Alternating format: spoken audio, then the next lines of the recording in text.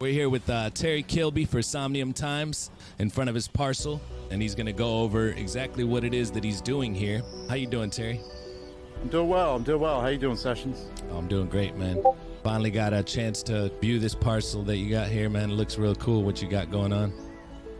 Thanks, I appreciate it. It's been a lot of work, but it's been a lot of fun bringing everything into this world. Yeah, what size parcel is this? This is an XL, Nice. so I think it's 50 by 50 if I'm not mistaken. You're going to go in there, check it out, and you can elaborate on each one of these items that you got in here. Do you want, we can get started with that? Okay. Just to kind of set the stage, everything in the room has been 3D scanned in the real world. It's usually using drones, but sometimes some other technologies, LiDAR and volumetric capture, things like that. But and they're all from protest sites. So the large structure in the middle is the Robert E. Lee Monument in Richmond, Virginia, during the protest last year in 2020. I mean, you can see. What do you say about this? I mean, I went back 3 times. You could definitely tell the deprivation or all the struggle and just the animosity that everybody feels is probably being overlooked. And this was an example of a way to say something and make a statement is what it looks like. Absolutely. It's collective storytelling. That's the way I view it. There were thousands of people that used this site. For everybody else that's maybe not in the U.S. or isn't familiar with the story, this was a Confederate monument in the U.S. that was fought over for years to try to bring it down. And during the Black Lives Matter protests and some of the other protests that erupted in 2020, they ended up having this as their headquarters, their kind of ground zero for all the protests and demonstrations and all the community efforts that were taking place. So I kept going back and kind of documenting the art that was being applied to the outside. You can't really see it very well down here, but there's a monument all the way up the top with the general on it. And it's since been taken down now. And then around the outside of the building, we have some scans of the Berlin Wall. This was actually in an exhibit recently in Switzerland. And while I was over there for the opening, I traveled to Berlin and scanned some of the walls. So, but I think they kind of work well together. They're both structures that were kind of originally built to bring people down and to hold people down, and now they've been taken back by those same people and turned into art. I mean, what's better than that? Yeah, exactly. In my mind. And every time I think about what you're doing, that's sort of what I put in the the idea as to what I was going to start with at the beginning intro, is that you're taking moments of history and almost plotting coordinates for future time travel in a sense. Absolutely. I mean, look where we're at right now. We're in VR, looking at this thing, walking around it. Exactly. I mean, this is the very early days. Your kids, your grandkids, this is the media that they're going to be consuming. It's these scans and these interactive media experiences that's how they're going to learn, not from a textbook the way that we have. I needed something else for this floor, and I had these together, so I pulled this display together. They also get to explore it, and the feelings and emotions that it'll evoke is ultimately what the point of art is to, in my opinion, to evoke emotion, its expression for yourself, and to inspire. So those are the main things that I see here.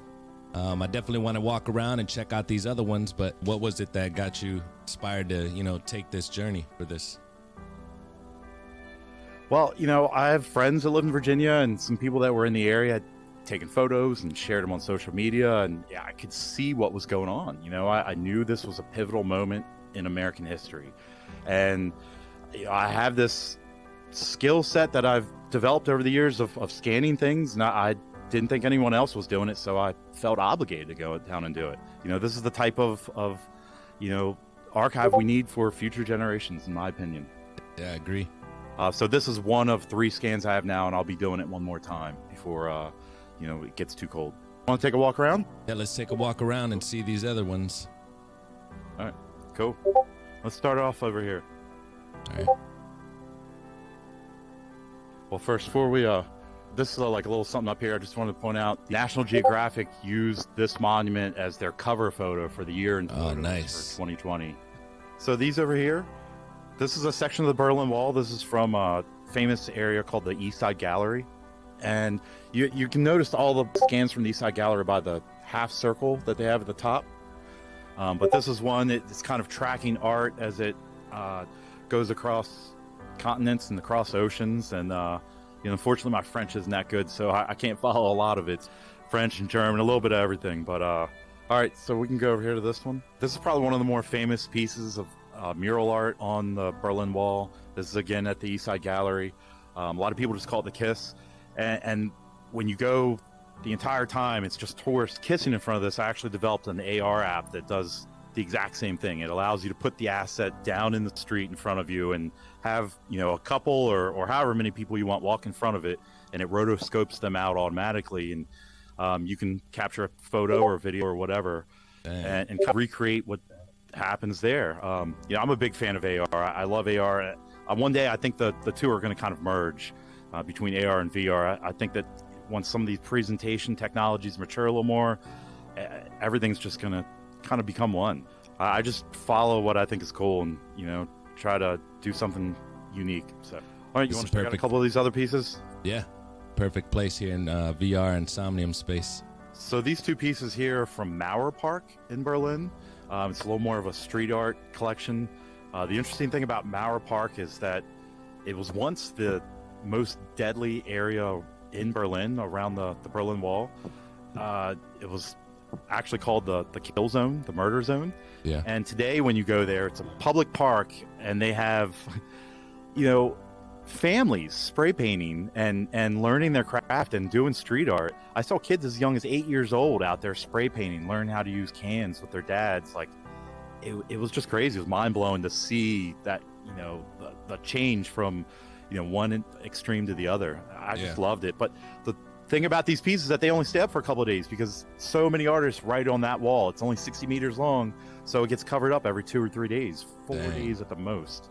And so once I scanned them, now they're around forever. They can live on the blockchain. That's another aspect of it is, being able to capture those moments of angst, because that's how I look at everything from hip hop or all these, cultural moments happen from a lot of the angst and oppression, Absolutely. Oh, I mean, a lot of parallels there between Germany and the U.S.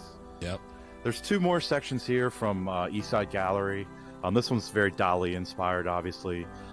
And this one I just love when the sun starts coming in at like sunset. Just something about the way the colors from that sun and Somnium world combine with these hues that the artists pulled together. Man, it does something. So you have to come back sometime at sunset and check it out. All right, so I do want to point this thing out. The New York Times had actually named the monument as in its current state, as they named it, as the #1 most influential work of American protest art since World War II. They had this article that they pulled together, and it's linked out here. But somebody had taken the time. What struck me about it wasn't that they did it, but somebody had taken the time to take, some kind of old art canvas or something and make this sign and bring it out here. And this was part of the protest. The pieces of protest art that were left behind are, in my mind, even more valuable than the graffiti that was left on top in some cases. I mean, some of it was just moving. Yeah. So let me ask a question about the capturing portion. Like, how did you have to go through and manually delete or make that a transparent rip in that paper, or does that capture all that for you? I mean, sometimes I massage it a little bit, but the software usually reconstructs everything to a pretty decent condition. Nice. And then I can go in and polish stuff up if something's a little rough in areas, smooth things out, or decimate, kind of selective decimation. The flat surfaces don't need as much detail as the statue and things like that. So I can kind of clean it up a little bit based on that. That's awesome. Yeah, and this is, compared to the original resolution of what I scanned, this is like minuscule. These are probably the smallest they are the smallest versions of this model I've ever created. Usually it's around 100, or it's usually around 1 million polygons. Wow. And this is down to 45,000. Between that, with some good textures, and the Unity SDK helps out a lot. Once, I was able to get my head around that and how it worked, I was able to make something that I'm happy with, at least. So yeah, nice. When you go into another way of exploring this, are we still this size, or is it bigger usually? Like, is this to real life size, or this is an exact replica Yep, everything in here is scaled to real life. The wall is, each section of the wall is within maybe an inch, and this is probably within a foot. Nice. Just because it's so large. That was a big part about it too, is making sure it was in scale. You can see there's all kinds of sand, and there's even like a broom over here. Where the crazier things that I saw, though, was that they had this old Christmas tree that they had merged with, looks like a mannequin, and they set it up. And I mean, the low poly version of this doesn't really do it justice. When you see it in person or see the photographs of it, it's kind of haunting to see that with, you know, that hand raised like that. And that thing was up there for months like that. You know, second time I came back, it was still up there in some slight form. But I mean, yeah, everything's got mesh collider. I'm able to like actually walk around and see everything to scale the way that I normally would if I were there on site. But normally I'm doing it on a screen, so to do it in VR is a completely different experience. Man, Yeah. it's so valuable. I Yeah, I can't bet. express that enough. Yeah. So you don't have any other form of VR or any other media besides like the terrykilby.com, and do you have another VR platform you have this in? Well, I've done a lot of WebXR and WebVR back in the day, mainly built around 360 pano tours and things like that. I would generate things or shoot things in 360 and put together a lot of kind of 3 degrees of freedom VR, if you will. But I've never done anything with a social element to it like Somnium Space. The fact that I can bring people in and it's not just somebody coming to my office putting a headset on to look at this stuff is a complete game changer. Yeah, for real. You know, I've built experiences out, not quite this elaborate, but, you know, 5 people have seen them because that's who came to my office to put the headset on.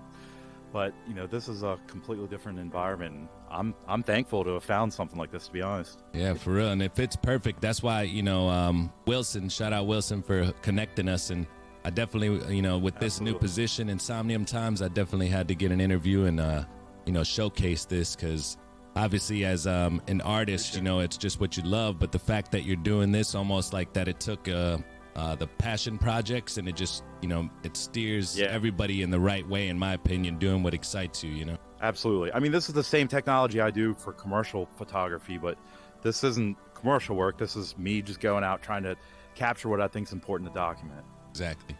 So I guess the things to point out up here just before we get started are the 2 big images upstairs that you see are orthographic projections of the entire scan from the top down, and these things down here are small tiles that were cut out of them. I took 620 of them from that one there. Wow. Just as an art project, just, you know, to kind of, because that is so high resolution that you just can't see all the details. So I cut up, you know, like you can even see tiny little things like this right here, like, you know, that's part of a sign, and you know, there's stencils and, you know, just all kinds of things. You can see stuff from magic markers and just everything. So this is just the pieces, but in the same position, just spread out between these 2 or 3 panels? So that they should be going up and down, but I made them go side to side. Okay. So it kind of throws it off a little bit. Yeah, I wanted to break it up a little and just let you focus on that one small little section. Yeah. I have some other options I'm working out right now, so I'll probably replace this with an NFT show at some point in the, you know, next few weeks or something. Nice. So you could basically scan anything you want in life? Yeah. That's awesome. Yeah. I mean, with the first time I ever heard about NFTs and you know, crypto art, whatever you want to call it, I immediately thought of 3D scanning because they were talking about digital files. And to me, when I think of that, I think of capturing the world. So you start to think of these like, you know, like what's the old saying, you know, I'll sell you the Brooklyn Bridge. Well, now you could literally go out and scan the Brooklyn Bridge and sell that shit to somebody. Whoops. Sorry for my... Oh, you're good, man. Didn't talk how you want. All right, cool. But yeah, I mean, I just hadn't seen anybody doing that yet a couple years later. So I don't know, once quarantine hit and everybody was kind of locked up doing whatever they could to get through that difficult time, I don't know, I just started pursuing it a little more. So. And since you brought that up about a bridge, like if you were to get a huge item, that just obviously takes more time, or do the captures still get the same amount of sweeps, or is it obviously a lot more intricate, crevices and everything? Yeah, absolutely. I mean, I've done entire towns before. Wow. Back in like 2015, in 2015, I flew over a 3,600 acre peninsula and mapped the entire thing and 3D scanned it. Dang. Not quite to this level of detail, but still. And that took days with a fixed wing. It was like a big, you know, plane style drone rather than a little quadcopter. Oh yeah. And but yeah, city blocks. I've done city blocks. typically I do things around the size of a home, a building, some type of structure. Monuments are something I get called about a lot, and I try to scan on my own a lot as well. Nice. But yeah, and even sometimes small little things too, like artifacts, stuff from archaeological digs. A lot in historic preservation, so I get calls from those. But yeah, so that's what the main thing that you are concentrating on is just that historic preservation portion of this whole, skill set, and what you specialize in with scanning.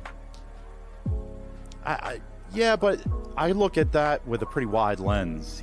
Honestly, I think almost anything we do to record a moment in time is historic preservation, really. Yeah, that's true. Whether that's visiting family and taking photos, or if it's shooting virtual video in Somnium Space, like that's even got an element of historic preservation to it. These early days we're in right now, everybody that's running around taking photos and shooting video of these very early developments are documenting history, period.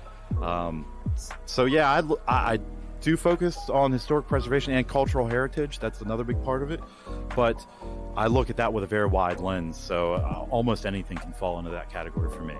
Nice. So what else? But so that here, well, I see it now. It's above this piece of glass. That can you see this, Dad? Yeah. So we kind of put like different colored glass in here so that you don't get quite as freaked out when you get off the elevator up there. Yeah. And obviously there's the banner, and you can kind of see the light coming off of the neon stuff, but that one up there is still tinted, and you can barely, and plus it's night out, so you can't really see them. So here, let's go up on this elevator over here. All right. And the thing about doing 2D is I'm trying to keep the mouse on the outside perimeter of my screen so it doesn't capture it, but here and there might be mouse and different things, but I'll make it work. Yeah, that's fine. Yeah, it's all good. So, that's awesome. Yeah, on this level, we're actually at the statue level. One of my favorite things I discovered once we got up here was, it says right here, "Who watches the Watchman?" I mean, this is 60 feet up. Somebody scaled this.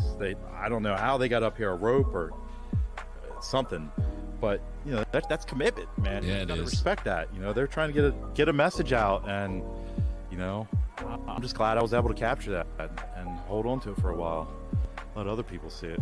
So they ended up out of they here. removed this, just the statue portion, or they did. Okay. Yeah, so the statue, and if you look down there, you'll notice two bronze plates, one on either side. They're like the name plates. They did take those off, and they took the statue off. And the story I was told is that they will eventually clean it all up and put a different statue of somebody else on there. Okay. They didn't say who or what. I don't think they even know, but more than likely it's going to be somebody in the civil rights world that is local to Richmond. Yeah. There's been a number of different things. I know they did the Arthur Ashe monument not far up from this a few years back, so that's been kind of a moving trend for a little while now. Nice. Which is good. I'm glad to see that. Yeah, and you got the capture, which is the best part, man, and that's what's being, these are the coordinates for past time travel. It's so awesome what you're doing. Yeah. Thanks. I really appreciate that, man. I mean, it's just something that I find interesting, so I wanted to get out there and give it my best. So, but you want to go upstairs? We got one more floor. Yeah, one more floor. I got a little surprise upstairs. Nice. Here we go. Yeah, you're on an invisible elevator right now. Try to stay towards the front. I got something I got to fix on this elevator. All right. It goes at an angle. So set this space up here just for events if we want to have an opening or have people come by. I did put a mic and everything up there. But the cool thing is this up above us. If we kind of back up a little bit, get a little better view of it.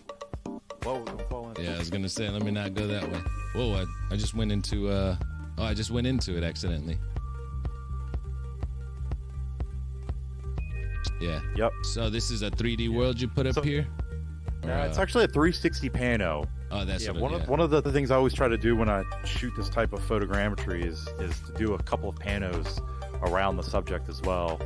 And the cool thing about being able to build here in Somnium Space, I was able to recreate where that was at over top of the actual monument. So we'll go up there in a second. But when you go up there, you basically walk into Richmond, Virginia, the same height over top of this monument as what you are right now in VR, but you're teleported back to where that was in January. Man. So you want to check it out? Yeah, let's do it. That's awesome. It's a big, nice surprise right there, being able to. I didn't expect that. You know, it wouldn't be one of my builds if I say that, but I've only done one build. But I always picture having a freaking Stargate or something here, so I had to build something big like that out. So this is what we ended up with. Let's take a walk inside. All right. And I put glass down here. You can walk in a little further if you want. Nice. I don't think you can see all the way down in 2D, but in VR you can look all the way down and you're standing directly over top of Oh yeah, that's awesome. Yeah. Look at that. So that's the whole city. Uh-huh. And then so you had that platform up there to stand on while you explain it and all that? So, Yeah, exactly. That's your exit. That's how you get back. That and the railings are kind of your visual cue to get back out. I still got to do a little work on the railings because there's still spots where people can fall off and then they land right in front of the microphone. So if we're ever having an event, people be falling out onto the stage. But all right. I'll get that worked out beforehand. That's Yeah. easy stuff. That's awesome, man. And I'd love to come to that event when you do that opening. Yeah, absolutely. You can come and perform if you want. Yeah, man, that'd be awesome. It'd be a It's always pleasure. open. Hell yeah. Let me know. We'll set that up after this. Yeah, I already talked to a couple of other people. I know Ultra wants to do an event. Yeah, we'll all get together on it. Family, you know? Yeah, for real. That VR Somnium fam. Man, There you go. so it was a pleasure. I appreciate you showing me around the spot. You know, once again, this is Terry Kilby. You can find his, tell them where they can find you at or different ways and links. Yeah, terrykilby.com is my website. I've got information up there about my art and my current exhibition, Deepfakes, at EPFL Pavilions. And you can also find me on Instagram and Twitter, either Terry Kilby or Kilby Imaging. Nice. That's it. Well, this is Somnium Times reporting live from Virginia. And just checking out all of Terry Kilby's awesome work. And there's going to be an article. Make sure you check that out on somniumtimes.com. Once again, man, thank you for the time. It was a pleasure. Salute for all the things that you're doing, man. Thanks for taking the time. I really appreciate you coming out and talking with me. Yeah, man. It's awesome. I'm going to spread the word.